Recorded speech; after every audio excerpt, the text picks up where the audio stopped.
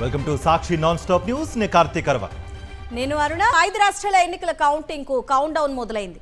మరి కొన్ని గంటల్లో ఎన్నికల ఫలితాలు విడుదల కానున్నాయి. రేపు వెస్ట్ బెంగాల్, తమిళనాడు, కేరళ, అస్సాం, పుదుచ్చేరిలో ఓట్ల లెక్కింపు జరగనుంది. ఉదయం 8 గంటల నుంచి కౌంటింగ్ ప్రారంభమవుతుంది. తొలి గంటలో పోస్టల్ బ్యాలెట్లు లెక్కిస్తారు. కౌంటింగ్ ప్రారంభమైన 2 గంటల్లో ట్రెండ్స్ తేలే అవకాశం ఉంది.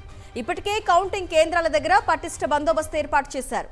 ముఖ్యంగా పశ్చిమ బెంగాల్, తమిళనాడు రిజల్ట్స్ అత్యంత ఉత్కంఠగా మారాయి. అందరి చూపు ఈ 2 రాష్ట్రాల మీదే ఉంది. ఈసారి బెంగాల్లో రికార్డు స్థాయిలో 93% పోలింగ్ నమోదైంది. టీఎంసీ, బీజేపీ మధ్య హోరాహోరీ పోటీ ఉంది. ఇటు తమిళనాడులో విజయ్ ప్రభావం ఎంత అన్నదానిపై ఉత్కంఠ నెలకొంది.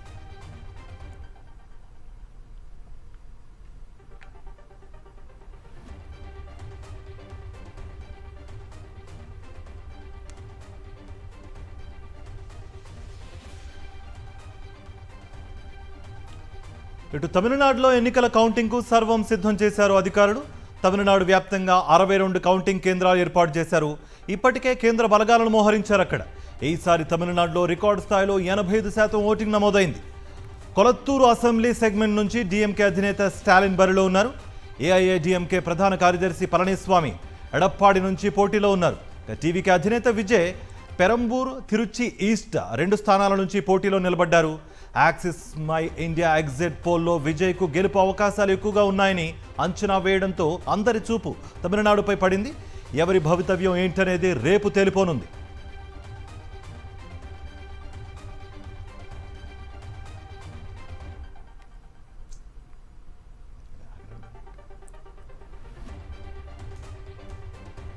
తమిళనాడులో రిసార్ట్ రాజకీయాలకు తెరలేపాయి పార్టీలు. తమ అభ్యర్థులు చేజారకుండా టీవీకే పార్టీ అధినేత విజయ్ అప్రమత్తమయ్యారు. మహాబలిపురంలో లగ్జరీ రిసార్ట్ ను బుక్ చేశారు విజయ్. గెలిచిన వెంటనే అభ్యర్థులు రిసార్ట్ కు రావాలని ఆదేశాలు జారీ చేశారు. హంగ వచ్చే అవకాశం ఉందన్న ఎగ్జిట్ పోల్స్ అంచనాలతో కౌంటింగ్ కు ముందే జాగ్రత్త పడుతున్నారు విజయ్.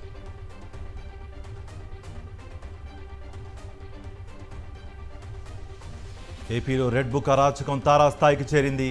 విపక్ష నేతపై దాడులు చేస్తూ పచ్చమూకులు బరితెగిస్తున్నాయి. అన్నమయ్య జిల్లా రాయచోటిలో మంత్రి మండిపల్లి రాంప్రసాద్ రెడ్డి అనుచరులు రెచ్చిపోయారు. వైఎస్ఆర్సీపీ నేత దశరథ రామిరెడ్డిని వేటకొడవళ్లతో దాడి చేశారు మంత్రి అనుచరులు.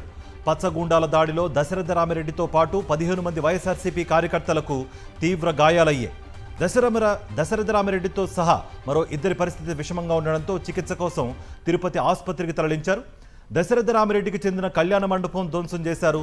స్టే ఉన్న స్థలం విషయంలో మంత్రి రాంప్రసాద్ రెడ్డి గూండాలు బీభత్సం సృష్టించారు. సెటిల్మెంట్ చేస్తామంటూ వేట కొడవళ్లతో దాడి చేశారు. రాత్రి నుంచి దశరథ రామిరెడ్డికి చెందిన ఆ స్థలంలో తిష్టవేశారు మంత్రి అనుచరులు. ఆసుపత్రిలో చికిత్స పొందుతున్న దశరథ రామిరెడ్డిని వైఎస్ఆర్సీపీ నేత భూమన కరుణాకర్ రెడ్డి పరామర్శించారు.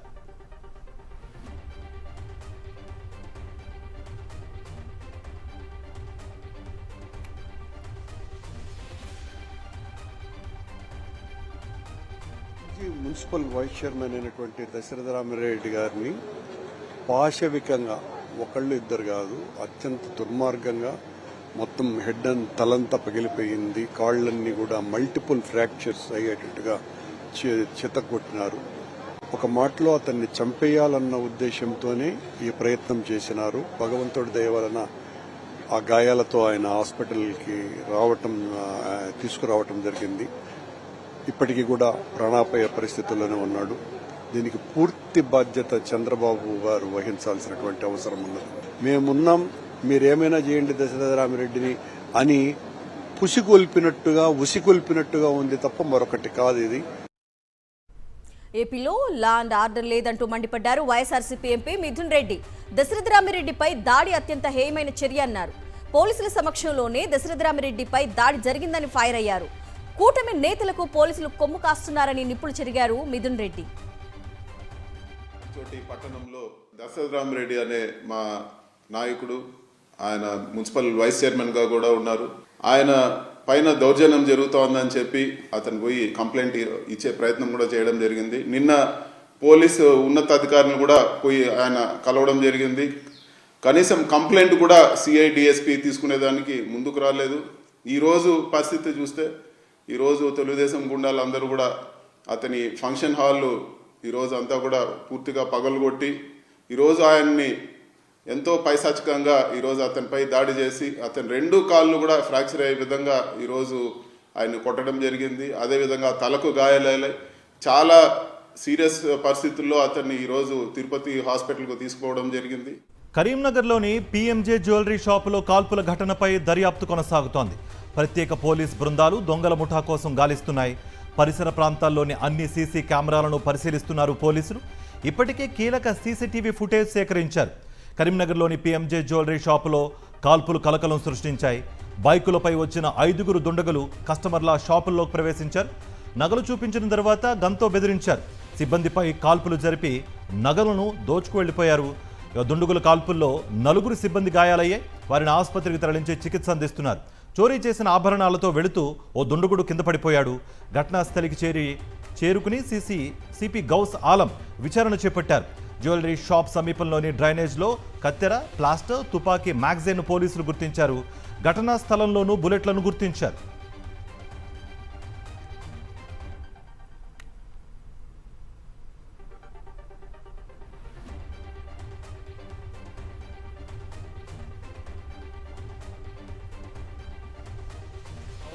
to 11 మధ్యలో ఒక ఆర్మ్డ్ రాబరీ ఇన్సిడెంట్ జరిగింది. దీంట్లో total 5 accused along with pistols వచ్చారు. ఇక్కడ కరీంనగర్ డిస్ట్రిక్ట్ టౌన్ లో ఉన్న పిఎంజే జ్యువెలర్ షాప్ లో ఇది ఆర్మ్డ్ రాబరీ ఈవెంట్ జరిగింది. దీంట్లో ఫస్ట్ 1 అఫెండర్ వచ్చి ఎంక్వైరీ చేశారు జ్యువెలరీ గురించి. ఆ తర్వాత ఇన్ పేర్స్ ఆఫ్ 2 మిగతా 4 కూడా వచ్చారు. మనకి సీసీటీవీ చూస్తే 5లో 4 పర్సన్స్ కి ఫేస్ కూడా అన్కవర్డ్ ఉంది కాబట్టి ఫేస్ కూడా కనపడింది. దీని ప్రకారం మేము ఇన్వెస్టిగేషన్ చేస్తున్నాము, వాళ్ళకి ఐడెంటిఫై చేస్తున్నాము. కాల్పులు జరిగిన ప్రదేశాన్ని స్థానిక ఎంపీ కేంద్ర సహాయ మంత్రి బండి సంజయ్ సందర్శించారు. పోలీసులను అడిగి వివరాలు తెలుసుకున్నారు. నిందితుల కోసం పోలీసులు గాలిస్తున్నారని చెప్పారు. వాళ్ళు టాస్క్ చేసి రిస్కీ చేసి ఇది చేసినటువంటి అందరూ కూడా కొంత యువకులా కనబడుతున్నారు. కొందరు వెపన్స్ ఉన్నాయి. కాల్పులు జరపడం కూడా దుర్మార్గమైన సంఘటన. ఎందుకనే ఫస్ట్ ఒక వ్యక్తి వచ్చిండు. ఫస్ట్ ఒక వ్యక్తి వచ్చి నాకు 20 గ్రాముల చైన్ కావాలని చెప్పారు. మాకు కూడా గోల్డ్ కావాలన్నప్పుడు మిగతా 2 కూడా లోపడిపోయారు. వీళ్ళు కూర్చునే టైంలోనే గోల్డ్ అంతా చూపెడుతున్న టైంలోనే ఇంకా 2 వ్యక్తులు లోపడిపోయి అందరినీ నిల్డౌన్ చేయించి అందరికి మాస్క్ వాళ్ళతో తీసుకుని తాళం కట్టేసి సేల్స్ మేనేజర్ ఇంకో వ్యక్తి 2 కూడా దీన్ని అడ్డుకునే ప్రయత్నం చేశారు. ఐటీడీపీ నేత వేధింపులు తాళలేక కర్నూలులో యువకుడు సతీష్ ఆత్మహత్య చేసుకున్నాడు. ప్రేమ వ్యవహారంలో ఐటీడీపీ నేత మంత్రి టీజీ భారత్ ముఖ్య అనుచరుడు గట్టు తిలక్ పోలీసుల వేధింపులతో ఆత్మహత్య చేసుకున్నట్లు సతీష్ సూసైడ్ నోట్లో తెలిపాడు. ప్రేమికుల మధ్యలో టీడీపీ నేతలు జోక్యం చేసుకుని అధికార బలంతో సామాన్యుల ప్రాణాలను హరిస్తున్నారు. తమ కుమారుడి చావుకు టీడీపీ నేతలే కారణమంటూ సతీష్ తల్లిదండ్రులు ఆవేదన వ్యక్తం చేశారు. టీడీపీ నేతలతో వేధింపులతో ఆత్మహత్య చేసుకున్న కుటుంబాన్ని వైఎస్ఆర్సీపీ కర్నూలు జిల్లా అధ్యక్షుడు ఎస్వి మోహన్ రెడ్డి పరామర్శించారు. బాధిత కుటుంబానికి భరోసా కల్పించి టీడీపీ నేత తిలక్పై చర్యలు తీసుకోవాలని డిమాండ్ చేశారు. మంత్రి టీజీ భరత్ అనుచరులు సామాన్యులను వేధిస్తున్నారని, ఇలాంటి వారిపై కఠిన చర్యలు తీసుకోవాలన్నారు ఎస్వి మోహన్ రెడ్డి.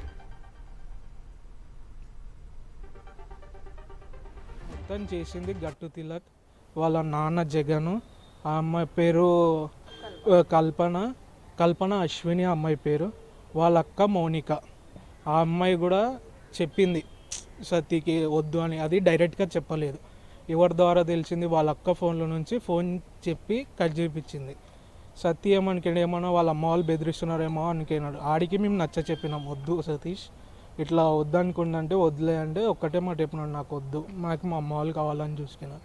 కానీ వాళ్ళే సతీకి గుర్తొచ్చే విధంగా పోలీస్ స్టేషన్కి పిలుచుకొచ్చి ఆడికి తిప్పి ఈడికి తిప్పి మొత్తం వాళ్ళే చేసినారు. ఇప్పుడు మా ఫ్రెండ్ చనిపోయినాడు. మరోవైపు ఐటీడీపీ నేత గట్టు తిలక్ వేధింపులకు బలైన యువకుడు సతీష్ కుటుంబ సభ్యులు 3 టౌన్ పోలీస్ స్టేషన్ ముందు ధర్నాకు దిగారు. గట్టు తిలక్పై వెంటనే చర్యలు తీసుకోవాలని డిమాండ్ చేశారు. తమ కుమారుడి చావుకి గట్టు తిలక్ పోలీసులే కారణమని సతీష్ తల్లిదండ్రులు ఆవేదన వ్యక్తం చేశారు. సతీష్ మృతికి కారణమైన వారిని అరెస్టు చేయాలని డిమాండ్ చేశారు.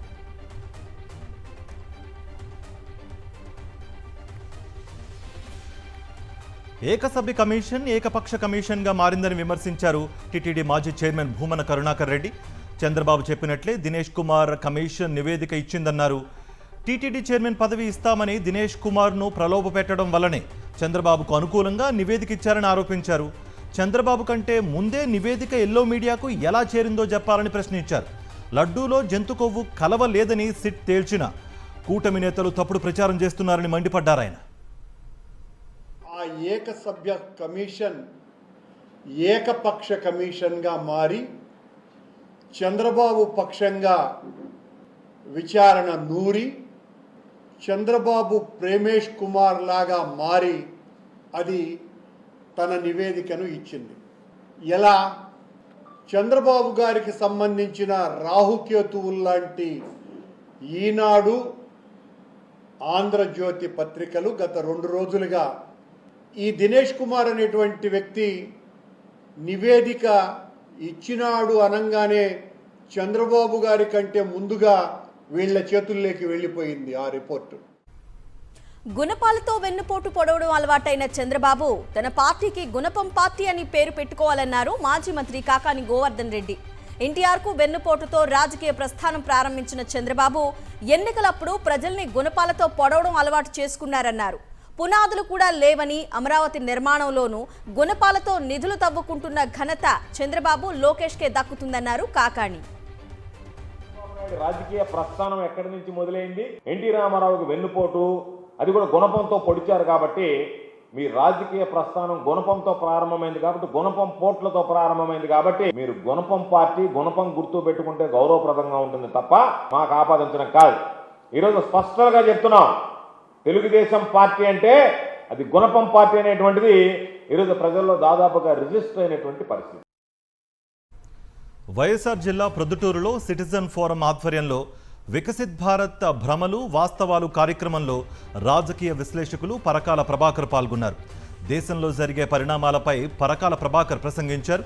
ఎన్నికల్లో ఓటు ఎవరికి వేశామనేది తెలియని పరిస్థితుల్లో ఉన్నామన్నారు. ఈవీఎంలలో ఓటు వేసేందుకు 3 సెకండ్లు పడుతున్నా ఎవరికి వేశామనేది తెలియని పరిస్థితిలో ఉన్నామన్నారు. దేశంలో రైతు ఉద్యమం మాదిరి ప్రజా ఉద్యమం రావాలన్నారు.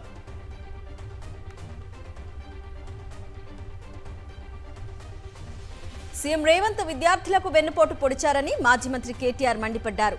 ఫీజు రీయింబర్స్మెంట్ను రద్దు చేసేందుకు చీకటి జీవో 7 తెస్తున్నారని ఆరోపించారు. బీసీ, ఎస్సీ, ఎస్టీ, మైనారిటీ విద్యార్థుల భవిష్యత్తును అంధకారంలోకి నెట్టి విద్యాశాఖను విధ్వంసం చేసేందుకు కుట్ర పన్నారని విమర్శించారు. కేసీఆర్ స్కీమ్లకే కాదు వైఎస్ఆర్ పథకాలను కూడా పట్టించుకోవటం లేదన్నారు. ఓవైపు గురుకులాలను దెబ్బతీసి ఉన్నత విద్యకు ఉరివేసే దుర్మార్గమైన జీవోను వెంటనే వెనక్కు తీసుకొని రేవంత్ రెడ్డి క్షమాపణ చెప్పాలన్నారు. విద్యార్థి లోకం గర్జిస్తే రోడ్లపై తిరగలేరని రేవంత్ గుర్తు పెట్టుకోవాలని కేటీఆర్ హెచ్చరించారు. 10,000 కోట్ల ఫీజు బకాయిలను ప్రభుత్వం వెంటనే విడుదల చేయాలని డిమాండ్ చేస్తూ సీఎం రేవంత్ రెడ్డికి కేటీఆర్ లేఖ రాశారు.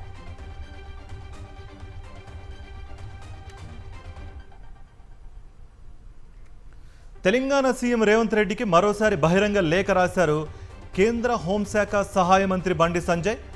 రైతు సమస్యలను పరిష్కరించాలని, కాంగ్రెస్ మేనిఫెస్టోలో ఇచ్చిన హామీలను అమలు చేయాలని లేఖ రాస్తే ఎదురుదాడి చేయడం ఎంతవరకు సమంజసమని ప్రశ్నించారు. అబద్ధాలు, అవగాహన రాహిత్యంతో మంత్రి తుమ్మలకు ఆస్కార్ అవార్డు ఇవ్వొచ్చని లేఖలో పేర్కొన్నారు. సొంత పార్టీ మేనిఫెస్టోలో ఏం రాశారో కూడా తెలుసుకోలేని అసమర్థుడంటూ ఫైర్ అయ్యారు. ఫసల్ బీమా యోజన పథకాన్ని బీజేపీ ఇతర రాష్ట్రాల్లోనూ అమలు చేస్తున్నారనే విషయం తెలియదా అని ప్రశ్నించారు బండి సంజయ్.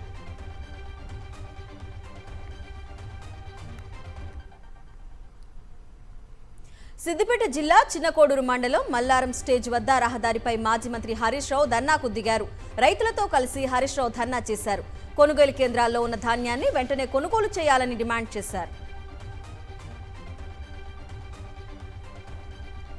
విజయనగరం జిల్లా సంతకవిటి మండలం మండవ కురిటి రైతుల ఆందోళన చేపట్టారు.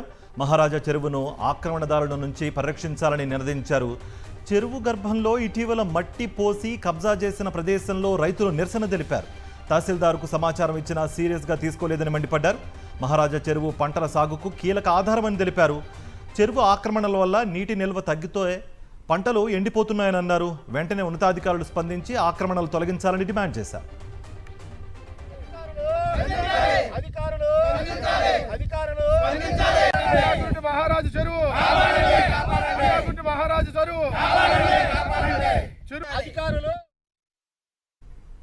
విశాఖ గాజువాక వికాస్ నగర్లో భవనం కుప్పకూలింది. జాకీల సహాయంతో బిల్డింగ్ లిఫ్ట్ చేస్తుండగా ప్రమాదం జరిగింది. ఈ ఘటనలో ఒకరు మృతి చెందగా 7గురికి గాయాలయ్యాయి. గాయపడ్డ వారిని ఆసుపత్రికి తరలించారు స్థానికులు. శిథిలాల కింద మరో 3 చిక్కుకున్నట్లు సమాచారం. ప్రస్తుతం సహాయక చర్యలు కొనసాగుతున్నాయి. నల్గొండ జిల్లా వెంకటాద్రిపాలెంలో భారీ అగ్ని ప్రమాదం సంభవించింది.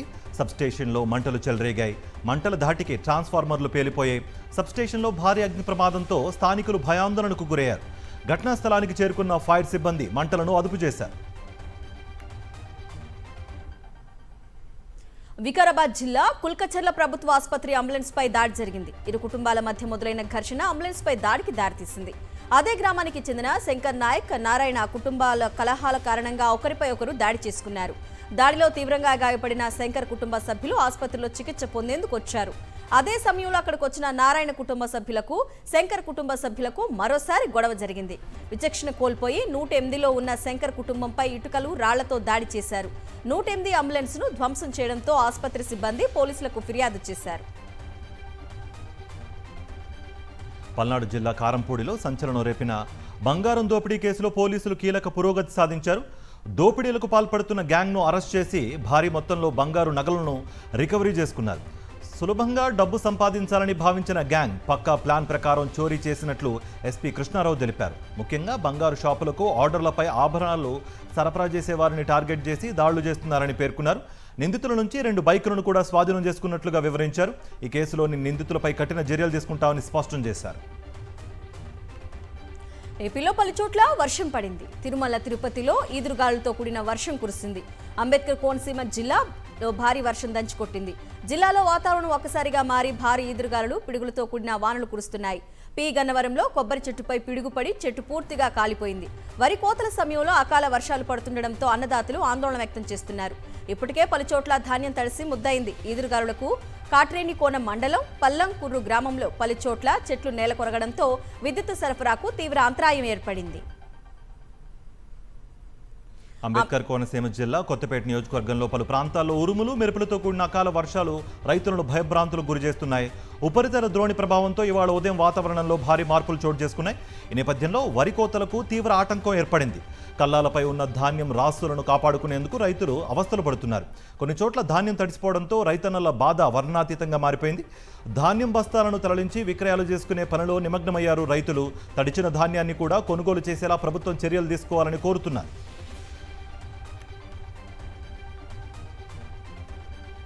తెలంగాణలోని పలు జిల్లాలలో భారీ వర్షం కురిసింది.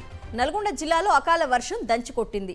గురంపూడు, పెదవూరు, హలియా, తిరుమలగిరి, నిడుమానూరు, త్రిపురారం మండలాల్లో ఉరుములు, మెరుపులు, ఈదురుగాలులతో కూడిన వాన కురిసింది. నిడుమానూరు మండలంలోని బంకాపురంలో ఇండ్ల పైకప్పులు లేచిపోయాయి.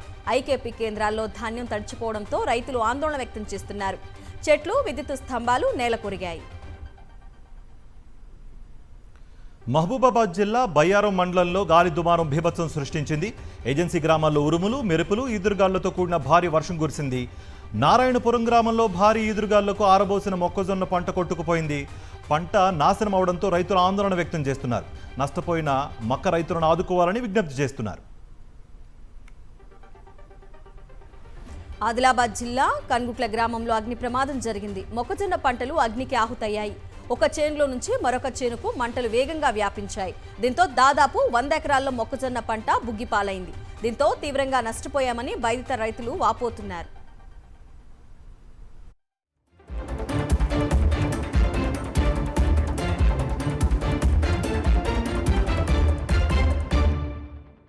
Let's dive into national updates.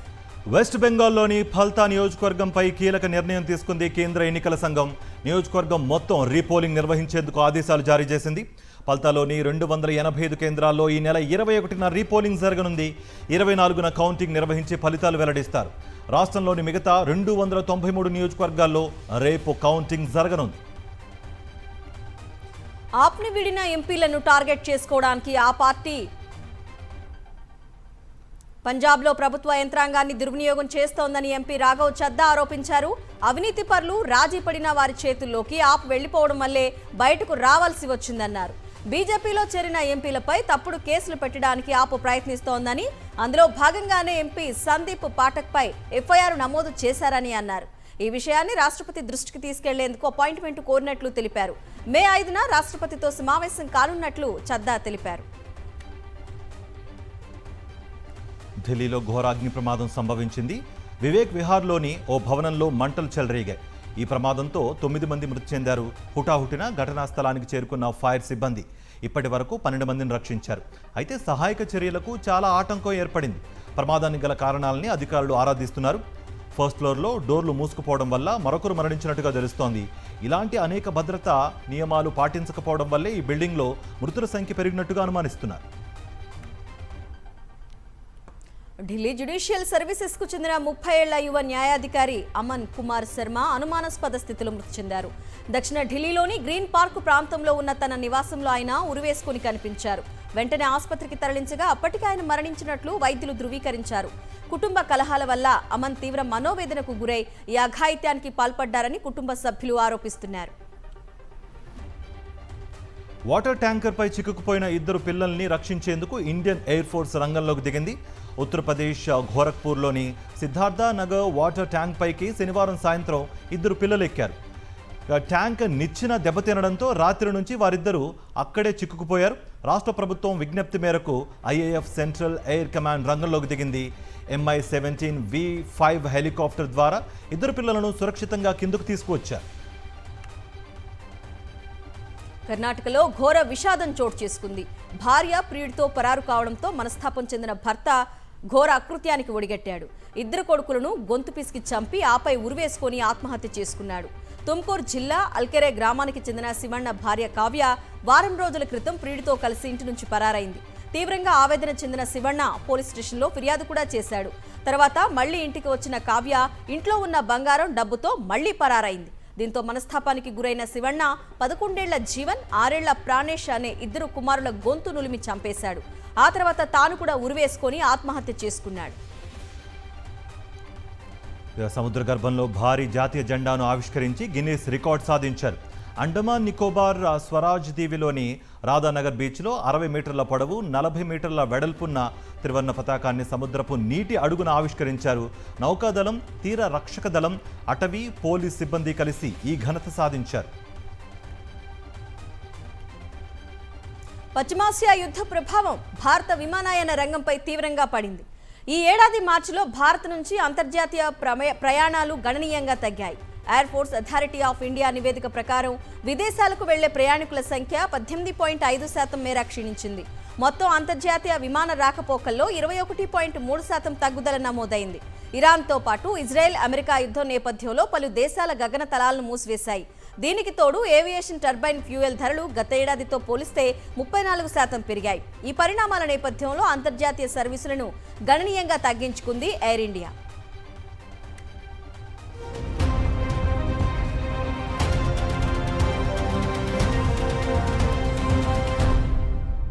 International news.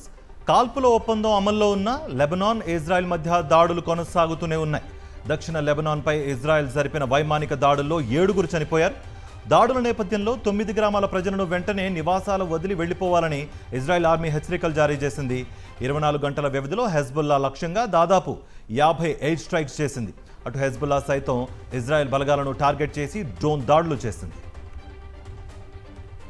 Iran చేసిన తాజా ప్రతిపాదనలపై అమెరికా అధ్యక్షుడు ట్రంప్ కీలక ప్రకటన చేశారు. ఇరాన్తో యుద్ధాన్ని ముగించాలనుకుంటున్నామని చెప్పారు. ఇరాన్ తాజాగా చేసిన ప్రతిపాదనలపై సమీక్షిస్తున్నట్లు, అయితే వాటిని అంగీకరిస్తానో లేదో తెలియదన్నారు.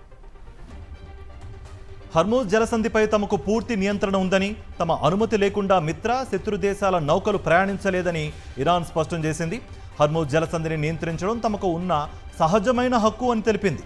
తమ భూభాగంపై అమెరికా, ఇజ్రాయెల్ సంయుక్తంగా దాడులు చేసిన నేపథ్యంలో ఈ 2 దేశాలకు చెందిన వాటితో సంబంధం ఉన్న నౌకలపై ఇరాన్ నిషేధం విధించింది.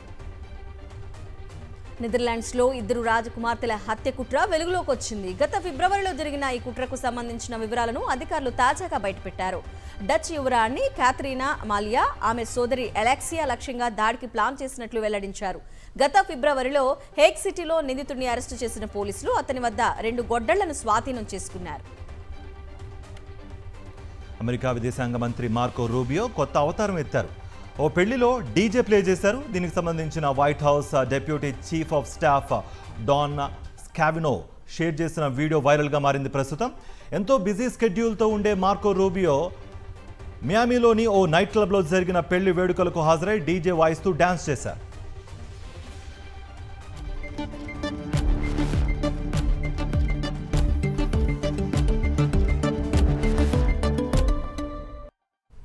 రైట్, ఇక బిజినెస్ అప్డేట్స్ చూద్దాం. భారతీయ బీమా రంగంలో 100% విదేశీ ప్రత్యక్ష పెట్టుబడులను అనుమతిస్తూ కేంద్ర ప్రభుత్వం నోటిఫికేషన్ జారీ చేసింది.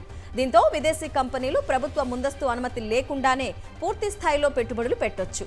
భారీగా మూలధనాన్ని ఆకర్షించడం, పోటీని పెంచడమే లక్ష్యంగా ప్రభుత్వ నిర్ణయం తీసుకుంది.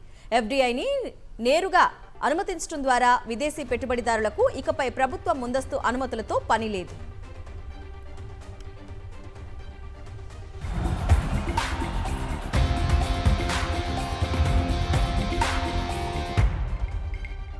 Sports updates. ఐపీఎల్ 2026లో వరుస విజయాలతో దూసుకుపోతున్న ఎస్ఆర్హెచ్ జోరుకు కేకేఆర్ కళ్లెం వేసింది. కోల్కతాలో జరిగిన మ్యాచ్లో హైదరాబాద్పై కేకేఆర్ 7 వికెట్ల తేడాతో ఘన విజయం సాధించింది. టాస్ గెలిచి తొలుత బ్యాటింగ్ చేసిన ఎస్ఆర్హెచ్ 19 ఓవర్లలో 165 పరుగులకు ఆలౌట్ అయింది. ఈ లక్ష్యాన్ని కోల్కతా 18.2 ఓవర్లలో 3 వికెట్లు కోల్పోయి ఛేదించేసింది. రాజస్థాన్ రాయల్స్ ఫ్రాంచైజీని ప్రముఖ పారిశ్రామికవేత్త లక్ష్మీనివాస్ మిట్టల్, ఆదిత్య మిట్టల్, ఆధార్ పునావాలా సొంతం చేసుకున్నారు. ఆర్ఆర్ కోసం బిడ్ వేసిన సోమాని కన్సార్టియం నిధులను సమీకరించుకోవడంలో విఫలం కావడంతో పోటీ నుంచి వైదొలిగింది. దీంతో 15,600 కోట్ల మిట్టల్, పూనావాలా, మనోబదాలతే కూడిన కన్సార్టియం బిడ్ వేసి దక్కించుకుంది. రైట్, ఇక ఇవి బులెటిన్ డీటెయిల్స్.